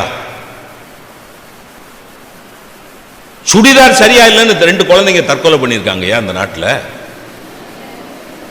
இது நான் சொல்றது நானா இட்டுக்கட்டி சொல்லலைங்க, பேப்பர் செய்தி. +2 படிக்கிற அக்கா, 10th படிக்கிற தங்கச்சி, ஏதோ ஒரு ஊர் பேர் மறந்து போச்சு. 2 பேருக்கு அப்பா, பாவப்பட்ட அப்பா, அன்னாடங்காட்சி குடும்பம். ஒரு நாளைக்கு 100 ரூபா 200 ரூபா சம்பாதிக்கிற தகப்பன், அம்மாவுக்கு வேலை கிடையாது. அந்த தகப்பன்ட்ட போய் எங்களுக்கு வரப்போகுது தீபாவளி 18ஆம் தேதி, அது மாதிரி அந்த பிள்ளைங்க தீபாவளிக்கு எங்களுக்கு சுடிதார் எடுத்து கொடுப்பா அப்படின்னு கேட்டிருக்காங்க.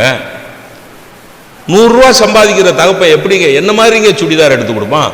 அவன் கஷ்டப்பட்டு 750 ரூபாய்க்கு 2 பேருக்கு சுடிதார் செட்டு எடுத்து கொடுத்துருக்கான். ஒரு செட்டு 750 ரூபா, ரொம்ப சீப்பஸ்ட் குவாலிட்டி. தீபாவளி முடிஞ்ச பிறகு அடுத்த நாள் அந்த பள்ளிக்கூடத்துக்கு போகையில் அந்த புது ட்ரெஸ்ஸை போட்டு போவோம் இல்லையா? சில ஸ்கூலில் பள்ளிக்கூடத்தில் அதுக்கு எக்ஸம்ஷன் கொடுப்பாங்க. தீபாவளிக்கு அடுத்த நாள் மட்டும் யூனிஃபார்ம் வேண்டாம், அவங்கவுங்க கோடி ட்ரெஸ் போட்டுவாங்கன்றவாங்க. கோடி ட்ரெஸ்ஸை போட்டுட்டு இந்த 2 குழந்தையும் போயிருக்கு, அக்காவும் தங்கச்சியும். பணக்கார வீட்டு புள்ள ஒன்று அங்கே இந்த ஸ்கூலில் படித்த புள்ள கேலி பண்ணியிருக்கா, இந்த சுடிதார் பார்க்குறதுக்கு நல்லாவே இல்லையடி, அசிங்கமாக இருக்குடி, குப்பை கூட்டுறவ கூட இது மாதிரி சுடிதார் போட மாட்டாடி. ஏன்? அவங்க அப்பா 7,500 ரூபாய்க்கு சுடிதார் வாங்கி கொடுத்துருக்காரு. பணக்கார வீட்டு புள்ள 7,500 ரூபாய்க்கு சுடிதார் வாங்கின புள்ள 750 ரூபாய்க்கு சுடிதார் போட்டு வந்த பெண் குழந்தையை பார்த்து கேலி பண்ணுறா. 2 குழந்தையும் மனத்தாங்கலோட வந்து வீட்டுக்கு வந்து, இவ்வளவு ஏழ்மையான குடும்பத்தில் பிறந்தது வாழ்றதுக்கு பதிலாக செத்து போயிடலான்னு செத்து போச்சு சார். குழந்தைகளை நான் உங்களுக்கு ஒரு வாழ்க்கை தத்துவம் சொல்லித் தருகிறேன். நீங்கள் வறுமையான குடும்பத்தில் பிறந்தவர்களாக இருந்தால், பெண் குழந்தைகளே, உங்கள் அப்பா உங்களுக்கு 750 ரூபாய்க்கு சுடிதார் எடுத்து கொடுத்தால், அந்த 750 ரூபாய் சுடிதாரை பார்த்து ஒரு பணக்கார வீட்டு பொண்ணு உங்களை கேலி பண்ணினால், நெஞ்சை நிமிர்த்தி முகத்தை நிமிர்த்தி அந்த பொண்ணுடைய கண்ணுக்கு நேர கண்ணை பார்த்து சொல்லுங்க, 1,50,000 ரூபாய் சம்பாதிக்கிற ஓன் தகப்பை 7,500 ரூபாய்க்கு சுடிதார் எடுத்து கொடுப்பதை விட ஒரு நாளைக்கு 100 ரூபாய் சம்பாதிக்கிற என் தகப்பன் 750க்கு வாங்கி கொடுப்பது தானடி சிறப்பு.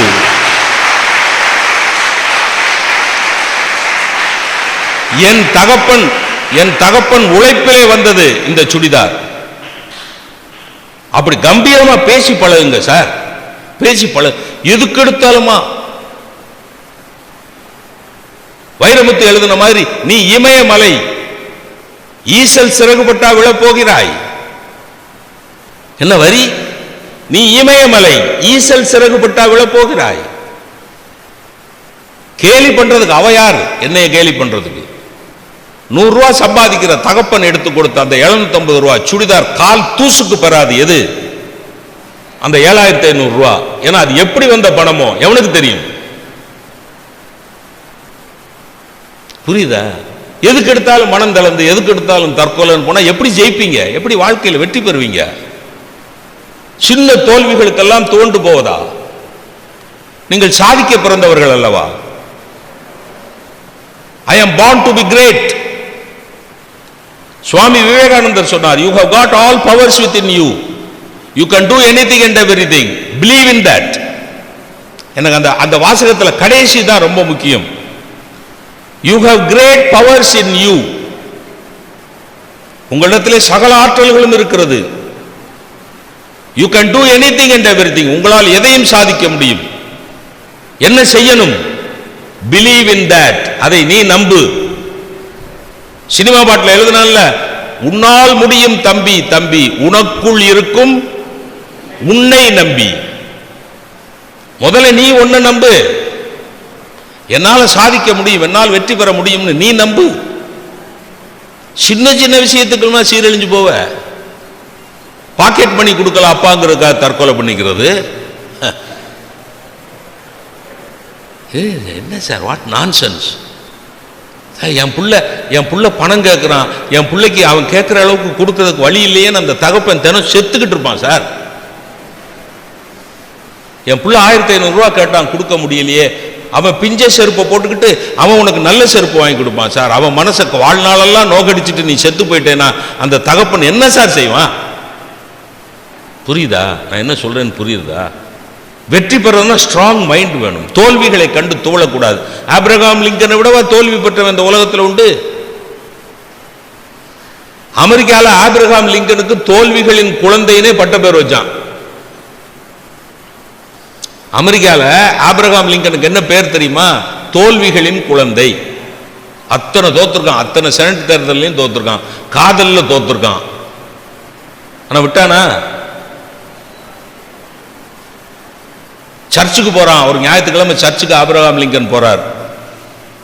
அங்க இருக்க பாதிரியார் கேட்கிறார், சொர்க்கத்துக்கு போகணும், மறுபடி சொர்க்கம் தான், சொர்க்கத்துக்கு போகணும்னு ஆசைப்படுறவங்களாம் என் வலது பக்கம் வந்து நில்லுங்க,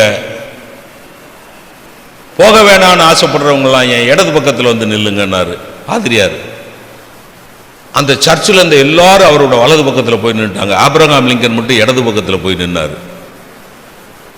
என்னப்பா நீ சொர்க்கத்துக்கு போக பிரியப்படலையான்னாரு பாதிரியார்.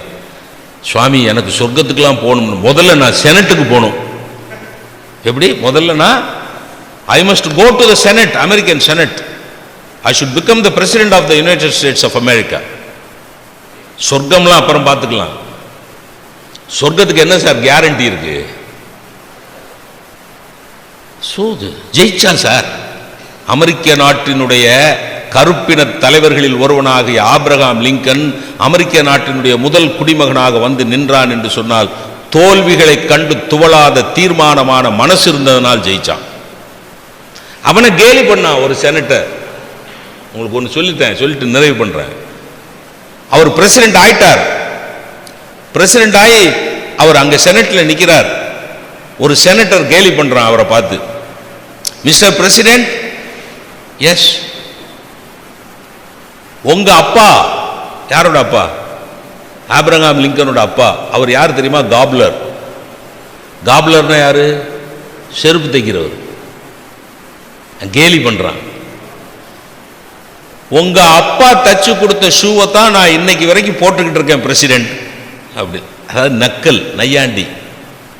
அதாவது நீ ஒரு செருப்பு தைக்கிற தொழிலாளியுடைய மகன் என்று ஓப்பன் செனட்ல குத்தம் சாட்டுறான், கேலி பண்றான். நம்ம என்ன பண்ணுவோம்? ஐயோ, என்னை ஓப்பன் செனட்ல வச்சு அசிங்கப்படுத்திட்டானே, இனி நான் வாழணுமா?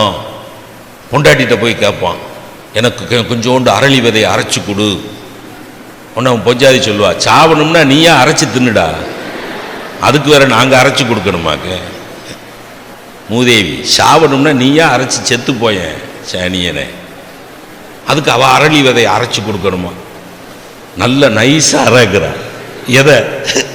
அரளி விதைய நல்ல நைஸா அரைச்சி, ரொம்ப கசக்கு மோடி. கசக்கு மோடியா? கசக்கு மோடி, கசக்கு மோடி.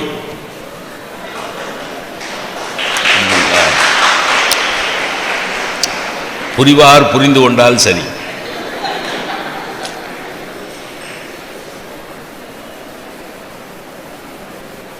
எதுக்கு சார்? என்ன சொன்ன? Abraham Lincoln. தேங்க்யூ. கேலி பண்றான் சார். செருப்பு தைக்கிற உங்க அப்பா தச்சு கொடுத்த ஷூவை தான் நான் போட்டிருக்கேன். ஆபிரகாம் லிங்கன் என்ன பதில் சொன்னார் தெரியுமா? அவன் தான் வெற்றியாளன். இரிட்டேட் ஆகல, வெக்ஸ் ஆகல. என்ன பதில் சொன்னார் தெரியுமா? ஓ மிஸ்டர் செனட்டர், எங்க அப்பா தச்சு கொடுத்த ஷூவையா இன்னும் போட்டிருக்கீங்க? எங்க அப்பா இறந்தே 25 வருஷம் ஆச்சே.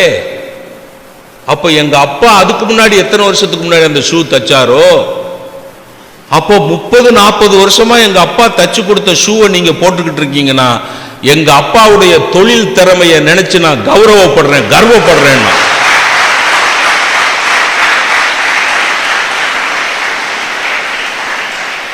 ஐயோ, என்னை செருப்பு தைக்கிற தொழிலாளி மாவேன்னு சொல்லிட்டானே, அது இவ்வளவு பேருக்கு மத்தியில் வச்சு சொல்லிட்டானே.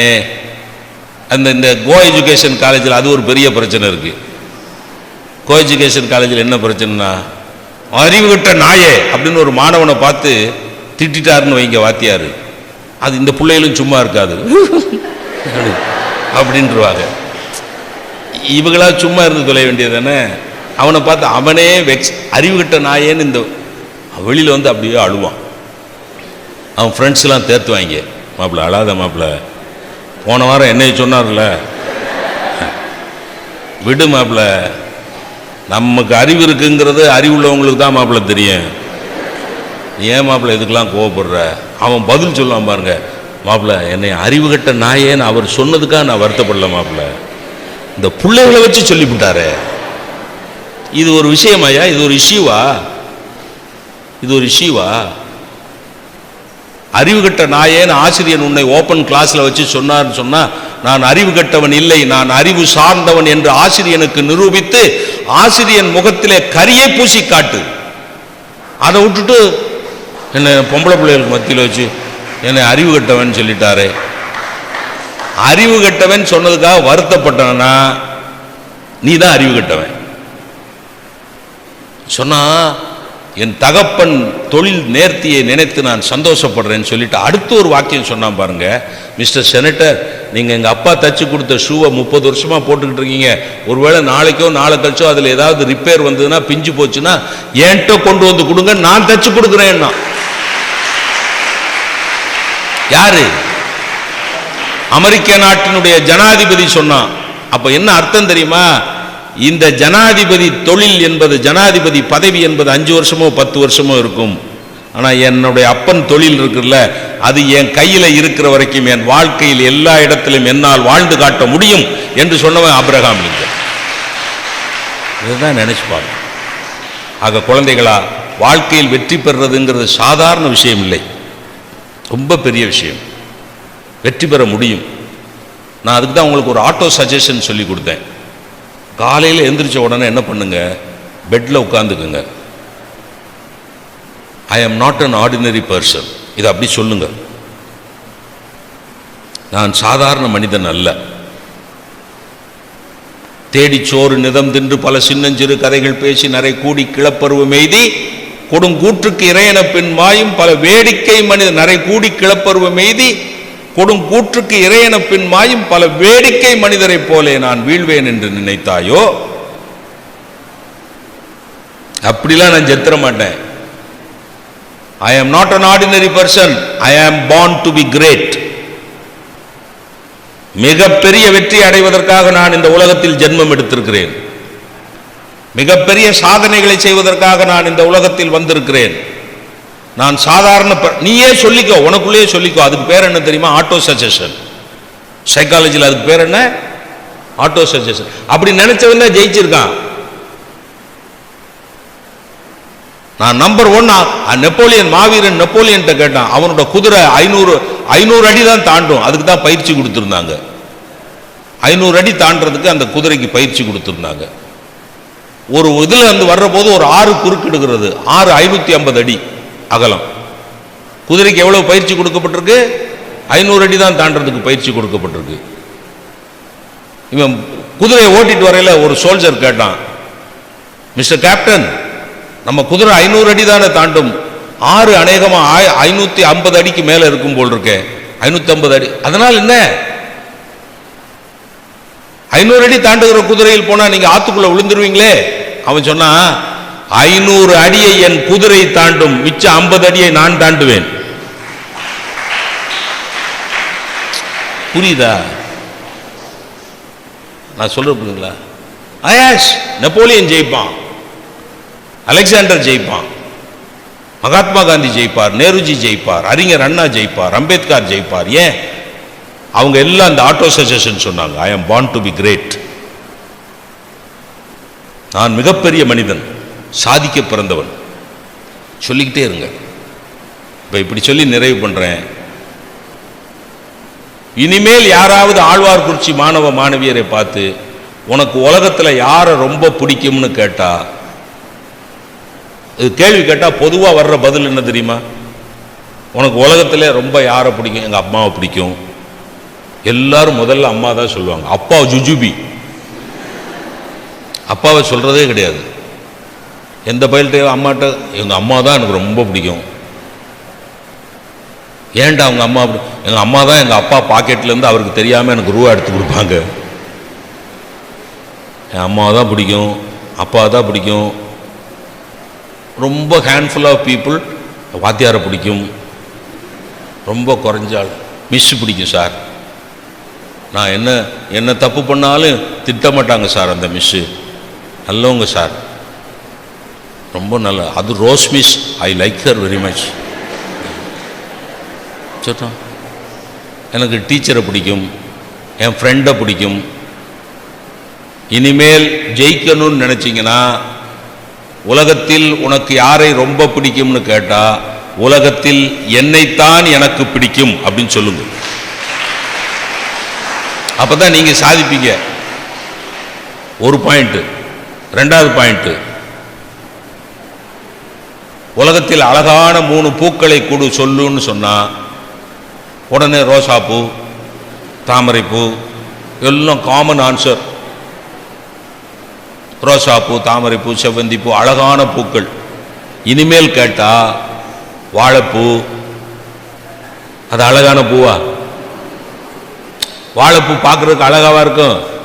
மாமியார்ட்ட ஏச்சு வாங்கின மருமக மூஞ்சி மாதிரி இருக்கும், இப்படி இருக்கும்.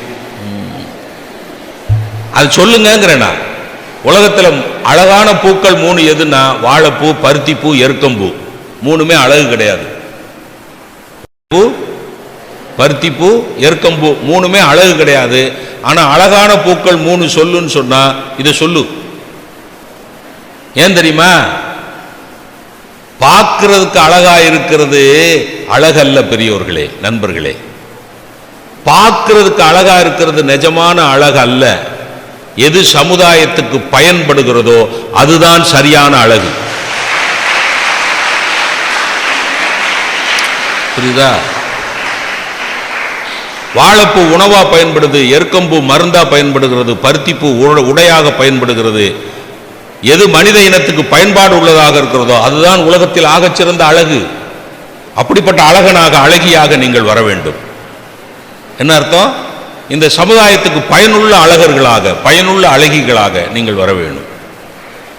உங்களுக்கு பிடித்தமான 3 பறவையை சொல்லு அப்படின்னா எதையா சொல்லாதீங்க. நான் சொல்ற 3 பறவையை சொல்லுங்க. கோழி சொல்லுங்க, கொக்கு சொல்லுங்க, கிளி சொல்லுங்க. ஏன் தெரியுமா? கோழி தான் கிடைச்ச சிச்சுவேஷனை யூஸ் பண்ணும். பார்த்துருக்கீங்களா? குப்பை காட்டில் தான் நிற்கும். ஆனால் குப்பையை கிளறி கிளறி அதில் அதுக்கு வேண்டிய உணவை எடுத்துக்கிடும். அவன் தான் ஜெயிப்பான். For an optimist every calamity is an opportunity. For a pessimist every opportunity is a calamity. கோழி பெஸ்ட் ஆப்டிமிஸ்ட். குப்பையில உணவு தேடுது சார். கொக்கு நிதானமா நின்றுகிட்டே இருக்கு. எப்ப மீன் கிராஸ் பண்ணுதோ டக்குன்னு அடிக்குது. வெயிட்டிங், பெர்சவேரன்ஸ். அதுக்கு என்ன வார்த்தை? பெர்சவேரன்ஸ்னா என்ன? பொறுமை. நான் நினைச்சது நடக்கிற வரைக்கும் பொறுமையா இருப்பேன். கொக்கு. கிளி எனக்கு தெரிய எந்த கிளி மட்டும் இல்லை, எந்த பறவையுமே ஒரு ஒரு ஒரு மரக்கிளையில நிக்குதுன்னா அது அந்த கிளையில உட்கார்ந்த உடனே மரம் காத்துல வேகமா ஆட ஆரம்பிச்சதுன்னா குறிப்பாக கிளி பறந்து போகாது. பார்த்துருக்கீங்களா? ஐயோ, இப்ப நான் பேசிக்கிட்டு இருக்க மேடை ஆடிச்சுன்னு வைங்களேன், ஒரு பேச்சுக்கு திடீர்னு மேடை மட்டும் ஆடிச்சுன்னா நான் என்ன பண்ணுவேன்? ஐயா என்னைய காப்பாத்துங்கன்னு அங்க குதிச்சிருவேன். ஆனா அந்த கிளை எவ்வளவு ஆடினாலும் கிளி அப்படியே அதுலயே நிற்கும். ஏன் தெரியுமா? கிளி கிளையை நம்பி உட்காரவில்லை, தன்னுடைய சிறகை நம்பி உட்கார்ந்து இருக்கிறது. கிளை முறியும்னா பறந்துடும். அதான் வெற்றி. ஆகவே அருமை நண்பர்களே, நல்லா யோசிச்சு பாருங்க. உங்களால் முடியும். உங்களால் முடியாட்டா யாரால் முடியும்? என் கேள்வி அதுதான். உங்களால் ஆழ்வார் குறிச்சி பரமகல்யாணி மாணவ மாணவியரால் வெற்றி பெற முடியவில்லை என்றால் இந்த உலகத்தில் வேறு எவனால் வெற்றி பெற முடியும் என்கிற கேள்வியை நீங்கள் மனதில் வைத்துக் கொள்ளுங்கள். இப்படி சொல்லி நிறைவு பண்ணுகிறேன். ஒரு மெழுகுவர்த்தியை ஏற்றி இப்படி பிடிச்சிங்கன்னா இதை வெற்றி பெறுவதற்கான வழி. ஒரு மெழுகுவர்த்தியை ஏற்றி இப்படி நேர ஸ்ட்ரைட்டா பிடிச்சிங்கன்னா அந்த மெழுகுவர்த்தியோட சுடர் அப்படி மேலே நோக்கி எரிஞ்சுக்கிட்டு இருக்கும். அந்த மெழுகுவர்த்தியை இப்படி தலைகீழா பிடிச்சிங்கன்னா மெழுகுவர்த்தி தான் தலைகீழா இருக்கும், சுடர் பார்த்திருக்கீங்களா மேலே நோக்கி தான் இருக்கும். இதுதான் வெற்றி பெறுவதற்கான வாய்ப்பு, வெற்றி பெறுவதற்கான வாழ்க்கை நடைமுறை. நீங்கள் நேராக இருந்தாலும் உங்களுடைய ஞானச்சுடர் மேலே நோக்கியே எரியேட்டும். ஒருவேளை இந்த சமுதாயம் உங்களை தலைகீழாக புரட்டி போட்டாலும் பரமகல்யாணி கல்லூரியில் படித்த ஞானச்சுடர் மட்டும் மேலே நோக்கியே எரிந்து கொண்டிருக்குமானால் உங்களை தோற்கடிப்பதற்கு இந்த உலகத்தில் யாரும் இல்லை. நீங்கள் மெழுகுவர்த்திகள். உங்கள் மேல் ஞானச்சுடரை ஏற்றி வைப்பதற்கு இங்க ஒரு ஞான பரம்பரை இருக்கிறது. மிகச்சிறந்த கல்லூரியில் உங்களுக்கு வாய்ப்பு கிடைத்திருக்கிறது. உங்களால் ஜெயிக்க முடியும். நீங்கள் ஜெயிக்கிறீர்கள். இங்கே இருக்கிற குழந்தைகள் வெற்றி பெற்று ஒரு விழா நடக்குமானால் அந்த விழாவிலும் நான் வந்து பேசுவேன் என்கிற நம்பிக்கையை தெரிவித்து இந்த வாய்ப்புக்கு நன்றி பாராட்டி விடைபெறுகிறேன். நன்றி, வணக்கம். இப்படிப்பட்ட இதை நீங்கள் விரும்பினால் லைக் செய்யுங்கள். தொடர்ச்சியாக காண விரும்பினால் சப்ஸ்கிரைப் செய்து பெல் பட்டனை அழுத்திக் கொள்ளுங்கள். நன்றி.